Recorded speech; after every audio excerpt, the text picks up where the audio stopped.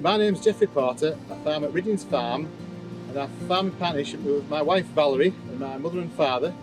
Then our son William, who's 21, also works on the farm.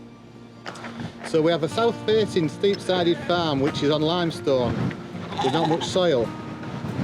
Now the house and buildings are at 1,000 feet, and this farm droughts very quickly, but is very sound in a wet winter. Our passion is our sheep. Being a hill farm means that we have to have sheep because there's nothing much else we can do on our type of farm. So I'm William Porter and I'm the 5th generation at Riddings Farm. For the last 3 generations we've been breeding mules here. The reason we breed the mule is because it really suits our system, because we just take hill sheep off of the fells and then we end up crossing them. We like to do this because we believe that the mule as itself fattens really well off our type of ground, rough sort of grassland, and the Swaledale Yows, we think they live a long time and they work well in our system. It's mainly a hill farm, a hill sheep farm. It's 85 hectares in total. We'll put 200 Swaledale Yows to the Swaledale Tup to breed our own replacements, and then we'll put 350 Swaledale Yows to the Leicester Tup to breed mule gimmers. That's our main focus on the farm, really. I'm the 5th generation. My grandfather and my great-grandfather would start breeding mules in the 70s, and now it's gone on to me and Dad now.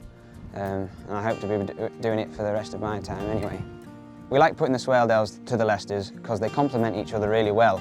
The Leicester adds a hybrid vigour because they're big, strong sheep with lots of milk and really good skins on them.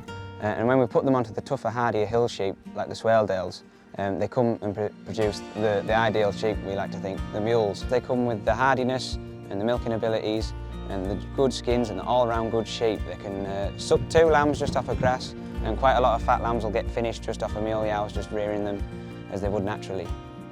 We like to farm them here because they do really well on the Swaledale yows. When the yows get a bit older, we put them to Leicester Tup, about 3 or 4 crop. We like to get 170, 180% lambing rate. We fatten all our own wethers, and then we take our 300 mule gimmers to Hawes and Laban. We also milk cows here. We'll milk about 40 British Friesians. We also calve 20 suckler cows that we breed out of the milk cows, and we sell them with calves at foot in Kirby Stephen. We have a flock of Leicesters, which we started in about 50 odd years ago now. We lamb 60. We also do some embryo transferring with them. We take our Leicester Tups to Hawes and Carlisle and Kirby Stephen and Junction 36, and we'll sell like to Scotland, Ireland, Wales, all over. We were showing at Penrith this last Saturday. We were showing mules, and we got 1st place with the Gimmer Lamb, and then we were showing Leicesters as well, and we got champion with the Leicester Gimmer Lamb when we weren't getting washed away in the rain. When I'm buying a Swaledale Tup, I always think about the mule lambs at the end of the day. The mule lamb always ends up looking like its mother. And so if I buy a decent, reasonable sized, long, smart Swaledale Tup to get big, smart yows, then my mule lambs will end up being looking the same.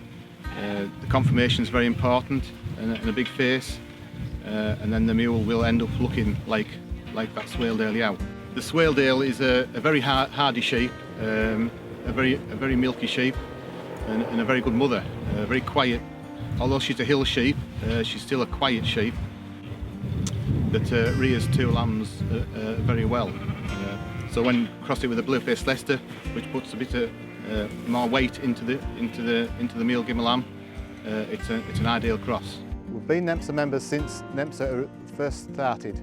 They do a good job promoting the breed all over the country, and you know if the sheep has a NEMSA tag in, it's bred to a certain standard.